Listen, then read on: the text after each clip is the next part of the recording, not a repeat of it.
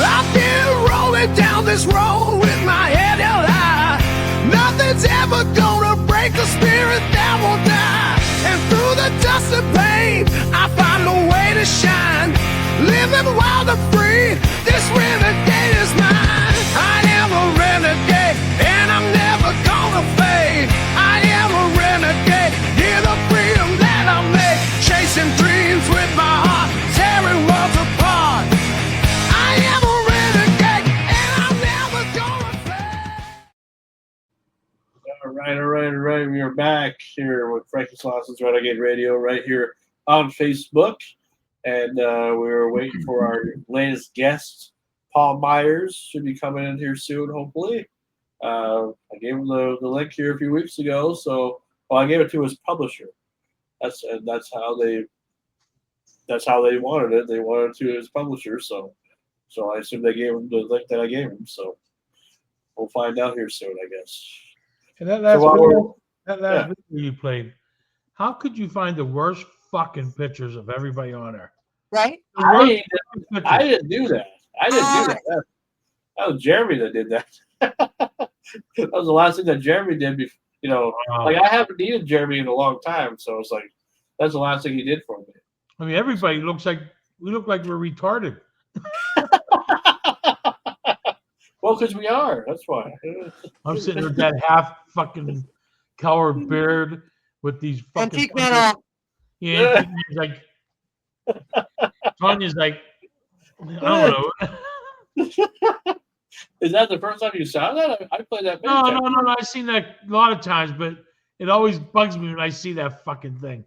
Like John Roberts is normal. He does. Yeah. Lance is normal. Oh yeah. Just me, Mama T, Mad Dog. Is Mad Dog on her? Oh yeah, he was. I didn't like that picture. He's like, oh yeah. Excuse me. Well, I mean, it is what it is. I mean, it's just like, well, I mean, we tried to we tried to do what we could anyway to, like, when Jeremy told me that he was going to make me something, because I asked him to, I said, can you make me an intro? I didn't know what he was going to do. He wouldn't tell me. So it's like, so for the last 6 months or so, this is what, other than the stuff that I made, I've been using his stuff, and I kind of transformed the video into a different song. But we appreciate it anyway. Thank you, sir. It's kind of funny how you told me on your roast back how all of my intro stuff sounded terrible. When he made your intro shit too. I didn't make. I only made half of it. I didn't make all of it. Jeremy wanted to do something, and it's just like, And the thing is, I welcome Jeremy to still be a part of the show if he wants to do anything, but it's like, it's like I just we appreciate it, Jeremy. Surprised anyway. Yeah, I'm thinking probably not now. Yeah, that's fine. I mean, hey, I got AI. AI helps me with everything now. Really. So it's like I don't need anybody to help me anymore. And as far as creativity goes, anyway, I got that taken care of now. I didn't have that back a year or so ago because it wasn't a thing. All right, looks like here. So our guest has officially arrived, everybody. Sorry about that. Hey. I didn't quite see that the link was a StreamYard link, and I was on some other service trying to find it. So that's no, that's all right. That's a 21st century problem, man. Okay, well, I'm excited to be here and ready to make up for lost time. Oh, you're only 5 minutes late. It's okay, Paul. Hey, we're blessed to have you anyway, no matter what. You're a legendary guy. You come from a legendary family. We love everything that you do, and I'm gonna kiss your ass as much as I can because I love this. Well, thank you. I'm the guy that got a hold of you, by the way, or got a hold of Melissa to schedule. Oh, that's great. Well, thank you so much.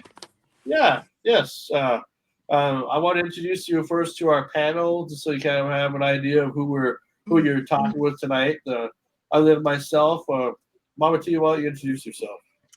My name is Mama T. I used to date a blues musician who encouraged me to get my own podcast. After he encouraged me to start my own newsletter. And Frankie decided he wanted me to be on his podcast before he started mine. So, I mean, he passed away a year ago, but I'm I'm sorry. still doing it. And Frankie lets me let loose on this one. I don't let loose on mine. There's no cussing, swearing, or drinking on mine. But I have. This is my fun time podcast. You're gonna have a good time. Excellent. Thank you. All right. I will let Antique Man go ahead. Introduce yourself. Well, thank you. Good evening, Paul. Nice to have you here. Thank you. You bet. My name is Eric Wilson Adams. I grew up in the Dakotas. Was a lead singer in a cover band for many years. 8 years ago, we were inducted to the South Dakota Rock Hall of Fame. And now the last couple of years, I've been on this as a co-host and have a few of my own songs on some radio stations. And that, what makes me the Antique Man is that I'll be 73 in a few days. Awesome. Congratulations. You're Happy old. birthday. Yeah, thank you very Yeah, much. absolutely, Thank you. absolutely. And last but certainly not least, Mr. Scream Sam, go ahead and introduce yourself. Hi, Paul. Nice to meet you. I was a Sam Kinison tribute artist for years and years and years, sponsored by Bill Kinison and his family. And Wow. back in the day, this is actually me, and this is what I look like back in the day. Oh my God. It's a spitting image for Sam Kinison. Yeah, Bill Kinison freaked out when he met me, and we went to Sturgis together. We hung out in California together, and just a great time, and got to meet a lot of Sam's friends, and really loved me back in the day. I was dead ringer of Sam. But Well, I now- hope you've dried out since then. Yeah, try that. I don't have it no more. You know. Mark Maron, the comedian, tells a lot of stories about doing the worst things possible with Sam Kinison. So, but hey, I'm glad we're here. Oh yeah, and we're just glad that you're here too, because when I found out that you were doing a book about John Candy, I said one way or another we gotta find a way to get you on here. And then you sent me the email of how to get a hold of your agent and everything, or the publisher anyway, and it just worked out so well. I'm Frankie. I'm the one that got a hold of you. This kind of the show founder, co-creator of Renegade Radio. We've been doing this since August of 2023. I have a big background in broadcasting, though I'm not really in radio currently at the moment, but I wanted to do a podcast, and I love interviewing people, and like I said, you're definitely I didn't know that I mean, I knew Mike had a brother, but I didn't know Two brothers. I thought He has two brothers. Two brothers. Okay. Do you guys mostly all look alike? Because I mean, you guys. Well, I don't. Yeah, if you had us next to each other, we don't look exactly alike at all. Mike is starting to look. Mike is starting to look a little bit more like me now because he's starting to wear glasses, and I've been wearing glasses since the jazz age. Yeah.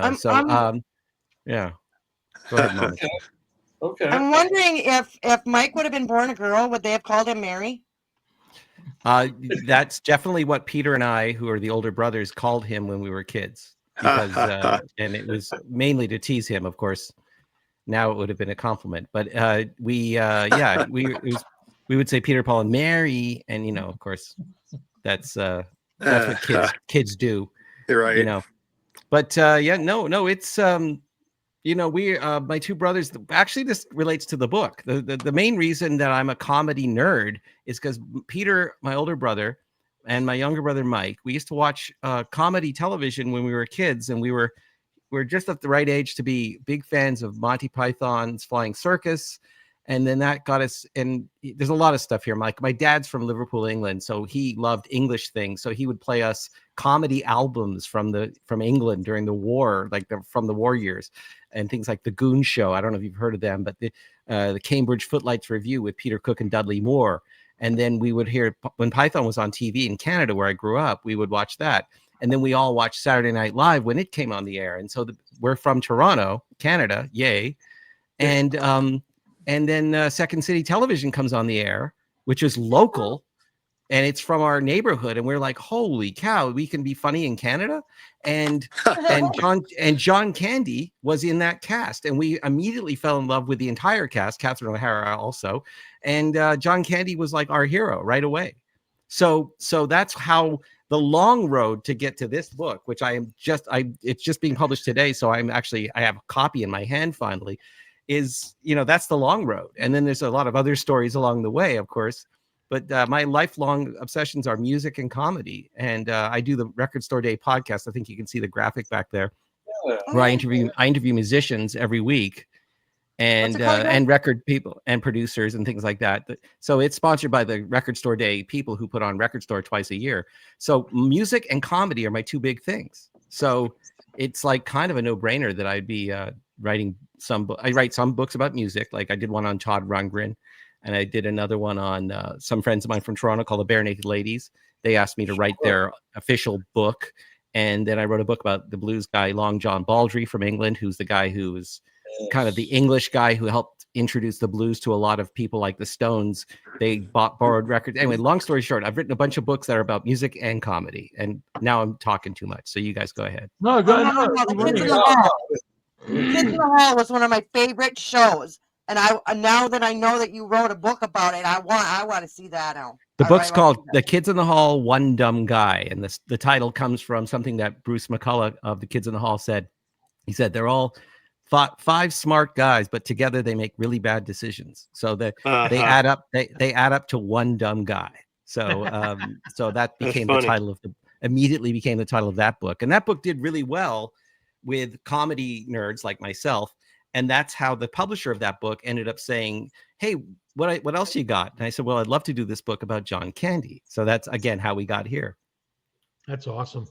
Oh, What's that the is age awesome. difference between you and your brother? Like your brothers and Peter's about 3.5 years older than me, and Mike's about 1.5 years older than me. Younger than me. Sorry, I'm the middle. Yeah, right. And all that implies, if anyone here is a middle kid, they know, there's a personality trait that's common to middle kids. And plus, there's a lot of things about us. So like I said, my parents are both from Liverpool, England. We are first generation Canadian born.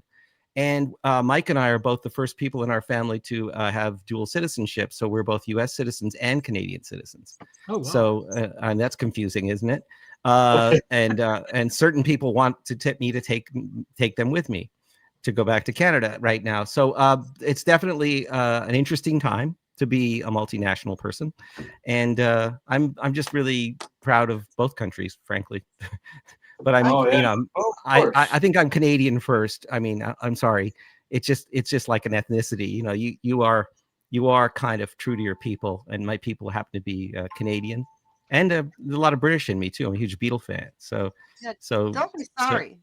Yeah, I don't be sorry. Yeah, I don't. Canadians say sorry. Canadians say sorry. It's it's our version of hello. I'm Native American. Oh yes. Well, congratulations. I mean, is that the word? Proud. Proud stuff. You're the real Americans. I understand going back to your roots in claiming your roots before you claim where you are now. Like the town I live in, I don't really admit to most people that I live here. Oh my goodness, Margaret Beth, you know better.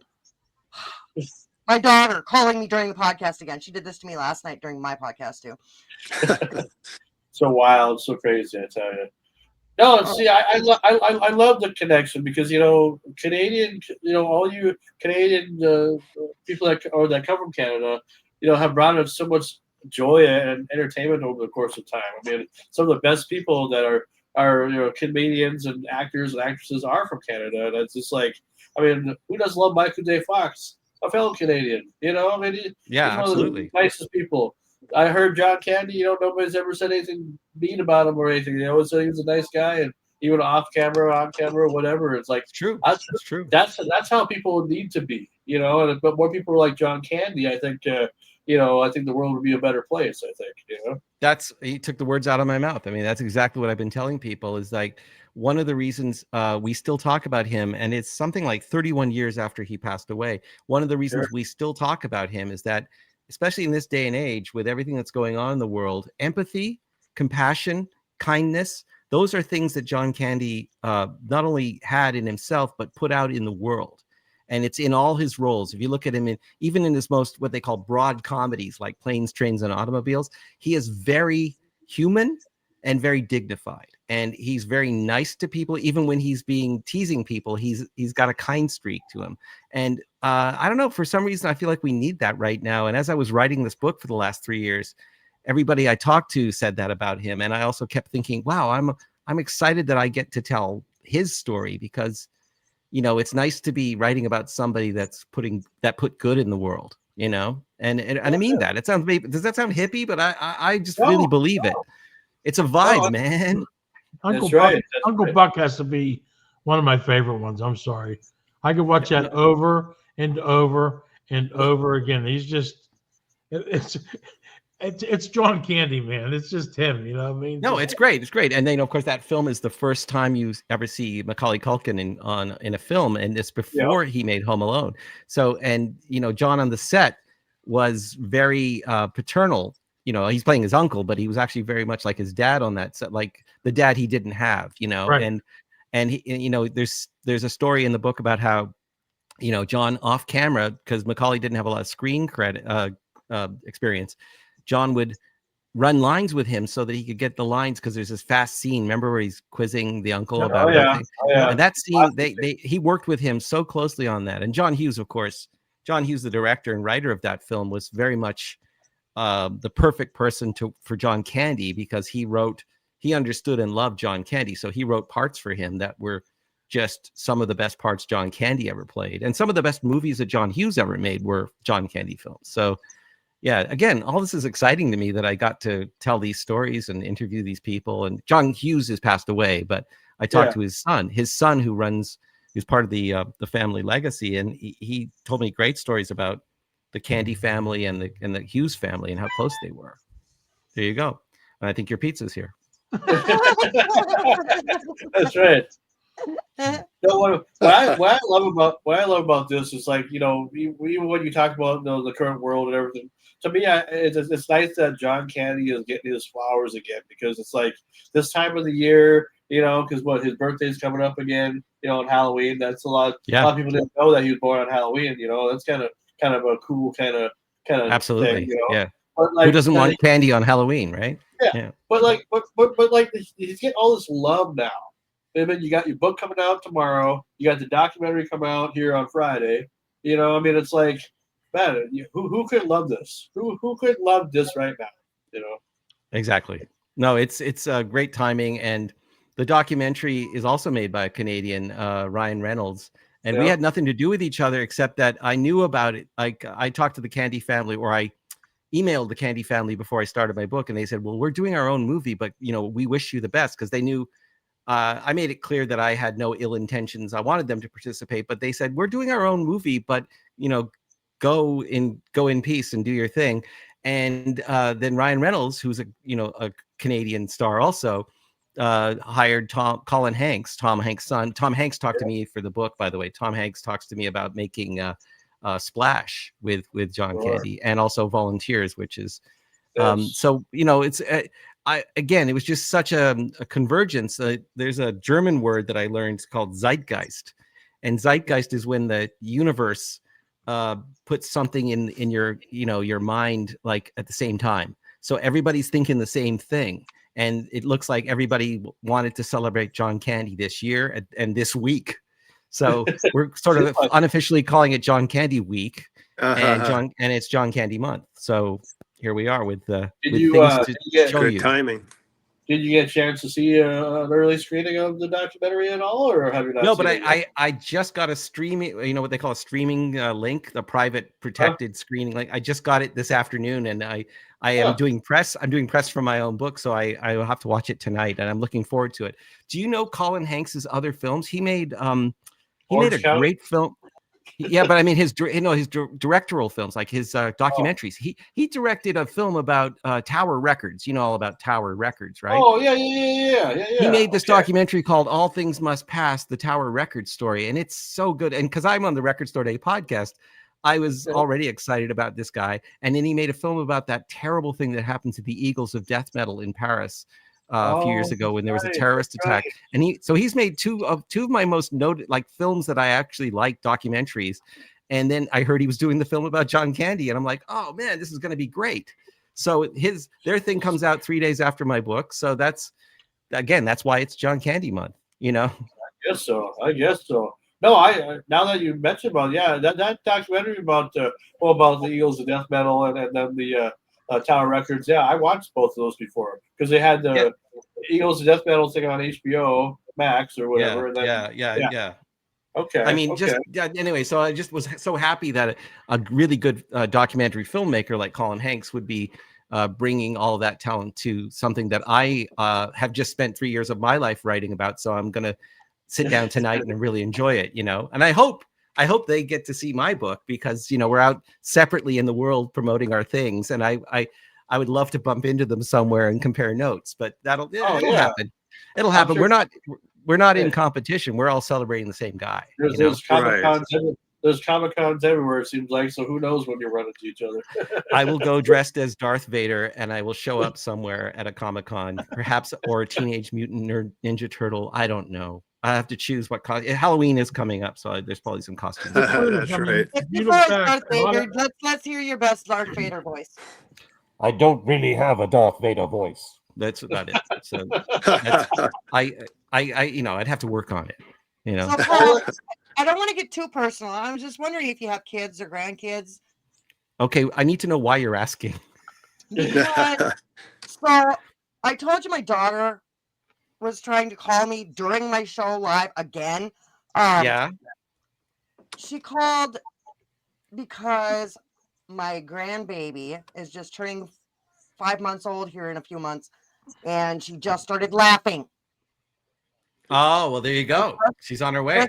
Just to let you know, I'm putting you as more important than hearing my granddaughter laugh for the first time. Well, I'm proud to be their godfather at this point, because I'm sure that's what's coming. But how about that laughter? The thing we're talking about. And if you need to duck out, I don't want to keep you from that. No. But I just, no, she's done now. But let's all celebrate the fact that a child has just started laughing, because that is.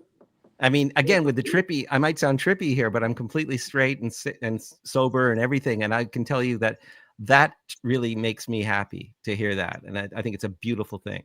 I'm glad you asked why I was asking, because that was why I was asking. I knew it would make you happy because you're all about comedy. And, I do see the family resemblance as well. Like when you and your younger brother smile and laugh, I can see the mouth structure is very similar. Everything. I can't take credit for genetics or anything. So yeah, I never know what to do with a compliment like that. So when people see you, do they know you're admired? I don't know what they know. I don't know what they see. I can tell you what I think when I'm walking through the world. I have a lot of friends who know me for what I do and who I am, and some of them have known Mike as well. Like, cause a lot of my friends from childhood are still my friends. It's like I have a very good success rate of not losing friends, which is I'm very grateful for. And these people, they can tell the difference, and they also make me affirm, like I'm a musician, I'm a songwriter, I do all these other things, and I love comedy. I try to do comedy. I'm not particularly good at it. I have a sense of humor though, and I love other people's jokes and scenes and comedy. And we have a very good relationship, all three brothers. My two brothers and I text every day still, and all day. like they're big Liverpool FC soccer fans, and they'll be talking about the scores while I'm doing something else, and I'm like can't see the game because I'm doing something, and and I'll see an ad for something and I'll send it to them, or a YouTube link or something. And so I'm grateful that the three children that we have grown up to be three, and we're all very pop culture minded, like we all, like I said, we all formed each other. Like Peter brought home Led Zeppelin records, my brother, and I brought in like Todd Rundgren records, and when we were kids, and then we all discovered Talking Heads and English groups like the new wave groups like the Clash and XTC, and we all kind of just shared everything, and it was that sharing thing.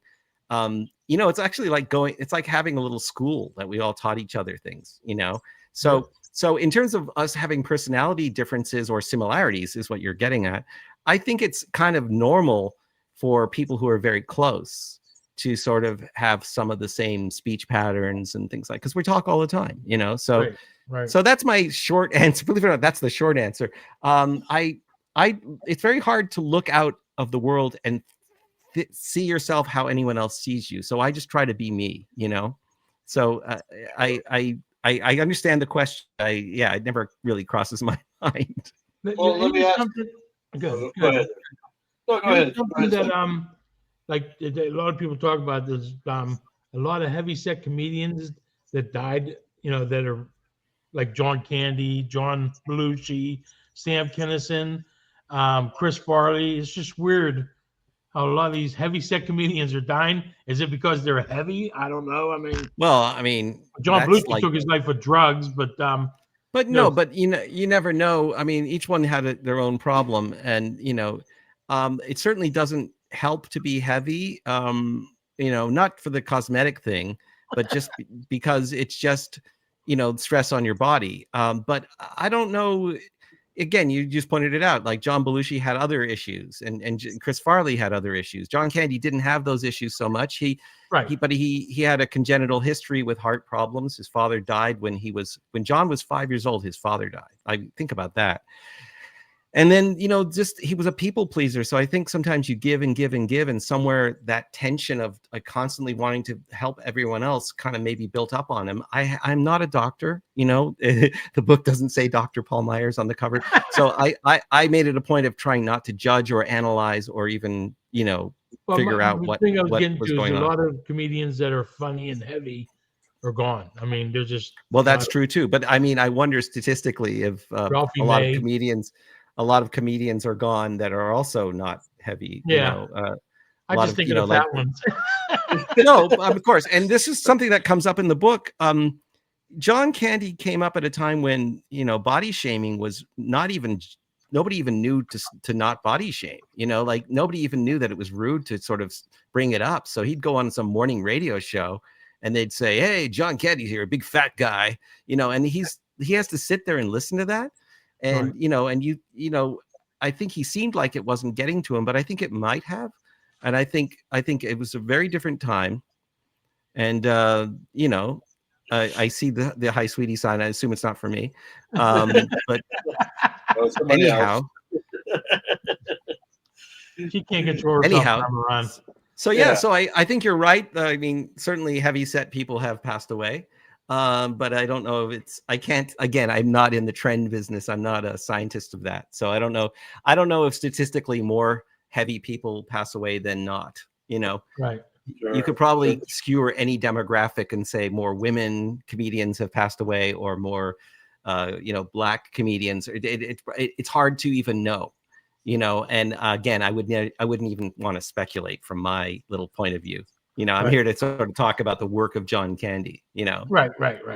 Well, while we're doing that, let's learn a little bit about you as well, there, Paul, because, you know, I'm sure growing up, you obviously you obviously have had an interesting life growing up, and what are some cool stories that you can share from your own personal, you know, experiences in life to get Well, you to when this?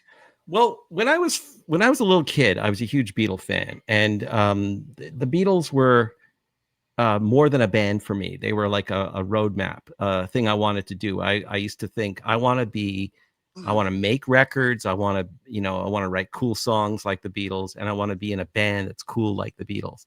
And then I like a lot of kids my age. I grew up in the 70s. I grew up loving the local bands were like Rush and BT, Bachman Turner Overdrive. So I first started playing in garages, playing those songs and Kiss songs and you know, Zeppelin songs. And then something happened where like a lot of the new wave bands started coming out of Britain and New York to some extent. And I just changed my whole approach and started doing more like art rocky things and like writing songs that were much more like Susie and the Banshees, or like I mentioned, XTC, a huge influence on me, or The Jam, or The Clash. And I started doing that kind of music. And my whole life, I thought I was just going to be a musician. And I had several bands, and I put out a record in, what year was that? 1992. I put out a record with my independent band called the Gravelberries. We got our name from the Flintstones, by the way. There's an episode where Fred Flintstone sells gravelberry pies at the side of the road. So we called our band the Gravelberries. And we put out an independent CD and toured Canada a little bit. And then that band broke up. And then I moved to California and with my wife. I've been with my wife since 1986.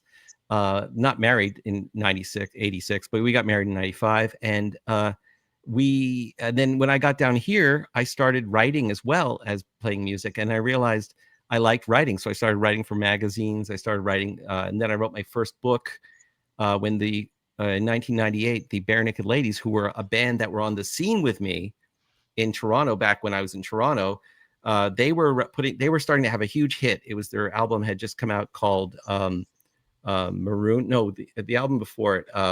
Anyhow, they had a big hit called 1 Week that was on MTV, and they decided that they wanted to write a book about the first 10 years of their career, and they knew that I had been there for it. So they asked me, they'd seen that I was writing, and they said, well, we want to designate you to be our writer, and you can tell our story, and we'll each tell you our story. So that became a book, and I suddenly thought, I can write books? Like, I didn't think, it wasn't even on my radar to write books. So I'm telling you my whole life story, by the way. Do you mind? No, Because I could stop anytime. No. this is great. This is great. So then what happened was I wrote that book, and it did well with fans, and it was kind of I'm not sure if it was a great book. Actually, I'm not sure if I knew how to do it yet, but I got it done. And this is a lesson to anybody. Just even if you don't know how to do it, try it, and maybe you'll get better at it. And then someone asked me to write a book about an obscure British musician named Long John Baldry. And this was also in Canada. I went back to Canada, and this publisher asked me, what do you know about Long John Baldry? And I don't know if you people know this, but Long John Baldry was a white 6'7" gay Englishman who was also the father of the British blues, in the sense that he hosted Muddy Waters and all these people in England back when Black American musicians couldn't get the credibility in the late 50s and early 60s in America. They had to enter the back doors of hotels in America, but in England and France, they were treated like kings. So John Baldry treated these people really well and became good friends with this generation of blues people, mostly men. And then his friends, John Baldry's friends, were people like Jeff Beck, the Rolling Stones, Ronnie Wood, and and Paul McCartney and people like that. So he would lend blues records to these people. So he ends up being this unspoken, unseen hero.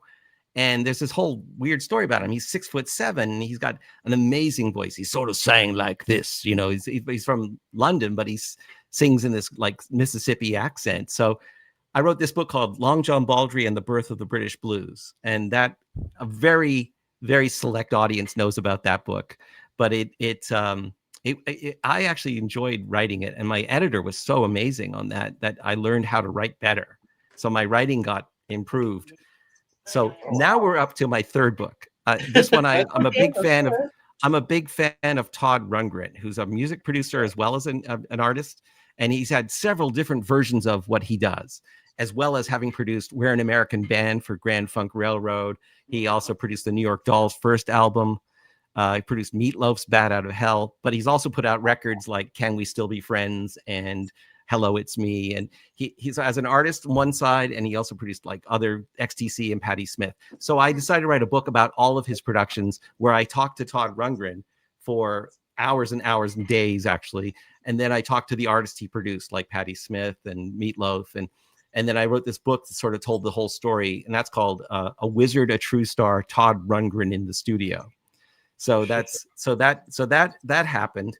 And then, I started doing other things, and that got me actually writing liner notes for albums and stuff. So that's something else I do is when people put out reissues, sometimes I'll write, those little booklets that come with them. Oh, sure. So that's a fun job. Like I really love it. What's that? Like the one page? Sometimes they're one page, sometimes they're one big sheet, sometimes they're a whole booklet. If it's a CD, sometimes it's a booklet, sometimes it's just the inner sleeve of an album. And then that brings us to having grown up with the Kids in the Hall comedy troupe in Toronto. When I was back in Toronto, they were learning how to be a comedy troupe in the same rock clubs that I was playing in. So we all became good friends, and I kind of grew up with them. So I wanted to tell a story. Like I said, I'm a comedy fan. So I thought, hey, I now know how to write a book. I should write about my friends. So that's how I wrote that book. So that was my 4th book. So that you already know what happened then. So here we are talking about my 5th book, which That's is in awesome. stores now. That's awesome. Wow. It's in stores That's a now. hell of a It life. is actually in the stores now. I think, yeah, because when is this airing live or running live? Yeah, we're live right We're now. live. We're live. Okay, on so Facebook. when I say now, I mean tomorrow. It's October 7th, but some Yep. people are putting it on the racks already. So check your local bookstore. I love supporting my local independent bookstores because they are the backbone of the community. And if you have a local independent bookstore, ask them to order John Candy, A Life in Comedy. It's on the published by House of Anansi Press. That's ANANSI. And Absolutely. I know I ordered it at my local bookstore. It's kind of a good luck thing. You order your own book. At least you're going to sell one, right? At least It's you'll a sell start. one that way. So Yeah. as an author, like how well have your books done in the past? Like for people to read them? Describe well. I Well, would say like- they've all been critically well received, and some of them, and a few of them have sold through. What that means is that you earn back your advance and start making royalties on them. So it's I write about sometimes very obscure things, like like I don't think you guys have talked about Long John Baldry before, and the Bare Naked Ladies had a very big period, but they're not currently like a #1 band, and then and like Kids in the Hall, where comedy fans appreciate them, but it's not necessarily. This is the first book I've written where people already, I call it the cab driver test or Uber driver. People ask you, "Oh, you're an author. What do you write about?" And I go, "Well, I'm writing a book about John Candy." And they go, "Oh, I know that guy." And they've got a. This is the first time I've ever written about anybody where everybody goes, "Oh, I know that person. I can't wait to read that." So you can tell the differences, like when you mention, certain rock fans would know Todd Rundgren, but the other people go, "Never heard of him." And it's always disheartening when you've been spending a few years writing a book about somebody. But I'm not necessarily always writing about things that are top 10. That's And right. this time it's somebody who seems to be universally beloved. So it's kind of a that's neat what treat. Well, that's what I mean, though. It's like I think it's going to be received very well because of that. Because you picked a subject that everybody knows about, like you said, and I think it could make you a New York Times bestseller. I'm just Gee, I saying, it's can't a good even say that. possibility. Yeah, that'd be great. Thank you. Yeah, Or at I least would welcome that. or at least make Oprah's book list. Oh, that would be even better. Yeah. No, That'd be- no, it's good though that there's so many stories out there that are not known, that people don't know. Just because John Candy is known by everybody, all these other books you wrote, they're about stories that need to be told. People need to hear these stories. And I'm so glad that you're out there doing that. That's amazing. Thank you.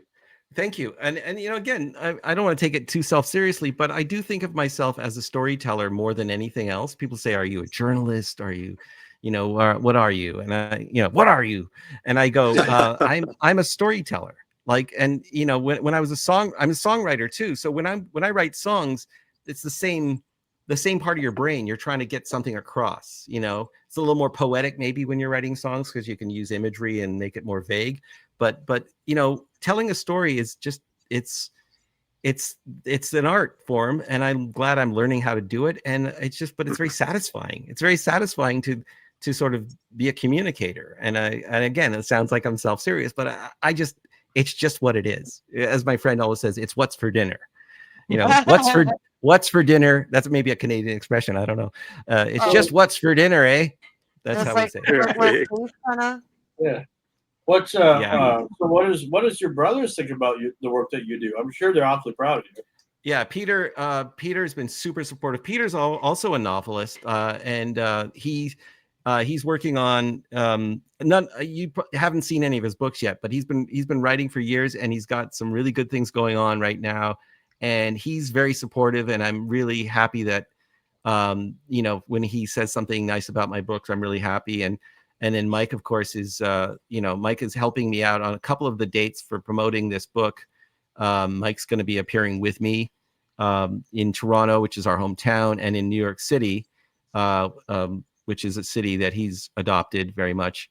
So on October 23rd, we're doing something in Toronto, and October 27th, we're doing something at the Strand Bookstore in New York City.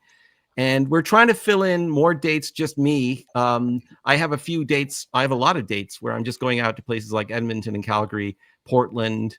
Here in San Francisco tomorrow night on October 7th, we're doing something in Berkeley where I live. And there's going to be people there, and I'm going to talk to them about John Candy and sign books. And, I also try to sign books wherever I go in bookstores. Even if I'm not doing an event there, I'll just go in and sign the stock so that you'll walk in looking for my book and you'll see a sticker on it that says signed by the author. And it's like, there goes the resale. But, Oh my but God. anyway, yeah. So it's very, yeah. My brothers are very supportive. My parents passed away at different times over the last 20 years. And so me and my brother, Michael and Peter, are the only two family members from that side of the family. Of course, I have my wife's family too, are super awesome. And they're very supportive too. My wife's, my mother-in-law is very, she's a writer too. She was a travel writer. And I love how happy she is when she sees I got a full page in the Toronto newspaper or something. She knows what it is when an author gets like coverage, right? So she'll be delighted for me, and that makes me happy. It's like she's like kind of like my mother at that point. So it's really nice. No, that's exciting, and like I say, Paul, I'm so honored just to have you on the show because when I found out that this was going to actually be a real thing and that we're actually going to do it. See, we're a small podcast. We don't get thousands upon millions of viewers or whatever. We're kind of like out, like I'm located in northern Minnesota, so I'm close to Canada anyway. We're like Manitoba anyway. Where are you in Minnesota? A little town called Brooks, Minnesota, which is like not probably maybe an hour from the Canadian border or so. Okay, I have so many record store friends in Minneapolis. That's why I asked. See, everybody thinks that's what Minnesota is, Minneapolis, but it's not. There's so much more. I know, and I have a lot of friends from Calgary, Alberta, who would go down to Minnesota, and they're probably near you, actually. So, well, it's probably because of Mall America, probably Mall America. It's in the cities and everything. So, yeah, but not where we're at. Go ahead. I grew up 10 miles from the Canadian border in a little town called Roseau, Minnesota. And I remember CBS or CBC was one of the few channels we actually got. So Second City TV and The Kids in the Hall were one of my favorite programs growing up. That's awesome. What I'm really interested in your music career, just because that's what I do. That's my podcast is I interview musicians. So I'd really like to hear a lot more about your music career because, I mean, it looks like do you still perform? Like I haven't performed lately. Lately, I do electronic music under the name Flam. It's just like it's just instrumental music. But the most recent record I made was with this local musician named John Mormon. And the album was called Inner Sunset, and it was credited to the Paul and John. And the Paul and John put out Inner Sunset in 2014, and it's available on Bandcamp now. You can order vinyl, CD, and digital download. And also my first band, the Gravelberries, is also still on Bandcamp. So that's pretty cool. That's awesome. What instrument do you? I know you songwrite. Do you sing? Do you play guitar? Yeah, my first instrument is guitar. I've learned how to play the bass, I think, fairly accurately, and I can trick out a keyboard to sound like something. I don't play the drums, so my demos are generally just using some kind of machine or loops, just for the drums, and or no drums at all. But my main instrument is guitar, and in a studio situation, I can make a piano or a synthesizer sound like something. So that's, and I think most people probably could. But I sometimes have to play the left hand and the right hand separately on two different tracks. So that's. But as long as it sounds like something, that's cool. Right. And see, and that's why, because I noticed when I told you I dated a blues musician, you kind of chuckled a little bit, like. I feel like as a musician, we owe it to say I'm sorry anytime anyone mentions dating a musician. Yes, thank you. I appreciate it's that. really not my fault, but on behalf of the brotherhood and sisterhood of musicians, I thank you for your service. Well, and on behalf of all of us at Renegade Radio here and all the viewers and stuff, we do appreciate you, Paul. And for anybody that wants to know more about you and what you do, how can they do so?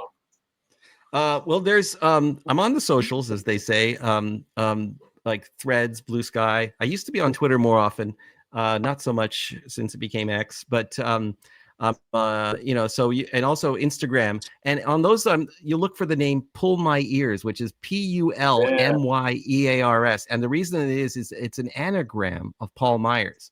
So it's not like Paul My Ears. It's PULMYEARS. So that's on Threads, Blue Sky, and Instagram. And there's, on the Instagram, if you go to the Instagram bio, there's links to a bunch of things where you can, get more information about different things I'm doing, like my book tour or where to order the book, and also the podcast, which is out every Tuesday, the Record Store Day podcast.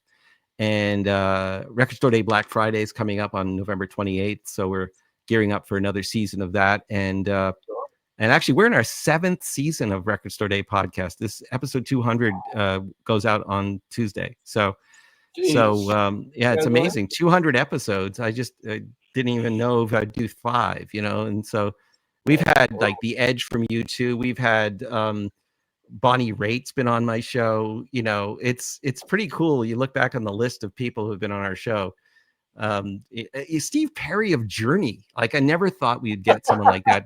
And then Margot Price, Jason Isbell. There's a whole list of people who've been on our show, and new artists too, like bands that are emerging now or something like that. And we have more lined up. I have like 7 in the can right now that I haven't even run yet. So yeah, it's a big job. I kind of run it all from this studio. So it's pretty cool. We're getting close to our 100th episode. It will happen here probably in the next season 6 here in 2026. But yeah, we're trying to be as strong as we can. I mean, Renegade Radio. There's a lot of Renegade radios out there, so that's why I call this one Frankie Slosson's Renegade Radio. Not to be self-centered or anything like that. I just figure, well, people want to know where to find it, and so I'm just like, well, this is the easiest way, I guess. Yeah, I think I should start a band called Paul Myers' Led Zeppelin. Because then they'll know it's not the other Led Zeppelin. There you go. I do appreciate you guys having me on today, and it's and I appreciate your time. So thanks. Thank you for being here. Thank you, Paul. We appreciate you, and once again, I mean, thanks to Melissa as well for helping us do this together today. So yeah, thank you. Wow, so I think we'll end it for now. And there you go. Yeah, both the book. It's in 3D. It's in 3D. So put on your 3D glasses.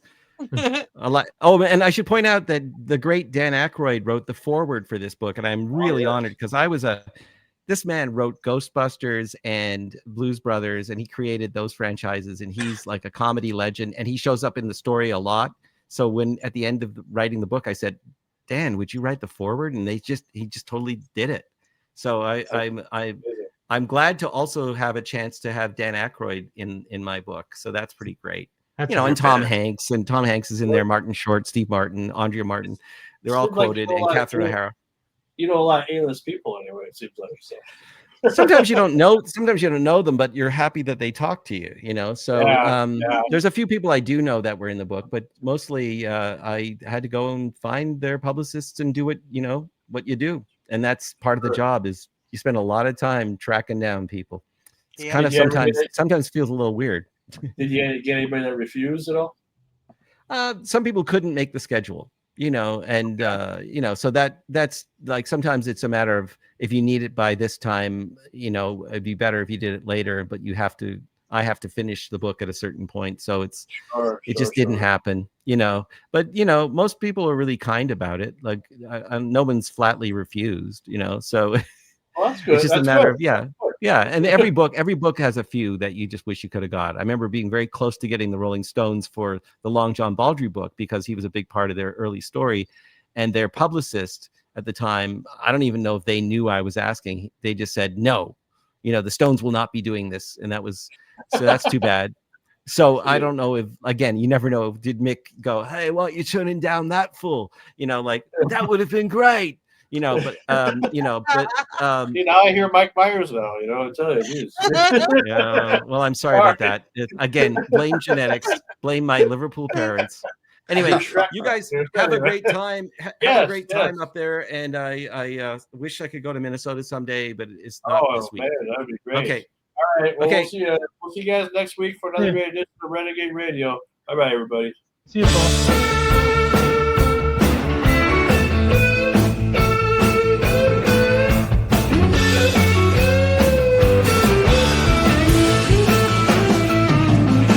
Out in northern Minnesota, under the moonlight, Renegade Radio's blasting through the night. Frankie Slosson's on the mic, it's his time to shine. Screaming Sam and Mad Dog, they're one of a kind. The Antique Man, he's got a story to tell. DJ Ken spinning vinyl, oh so swell. Mama T's got the rhythm that shakes the ground.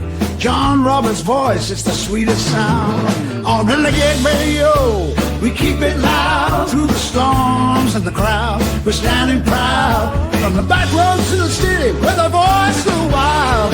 Renegade Radio, baby, it's been a while. We don't play by the rules, we're out on the run.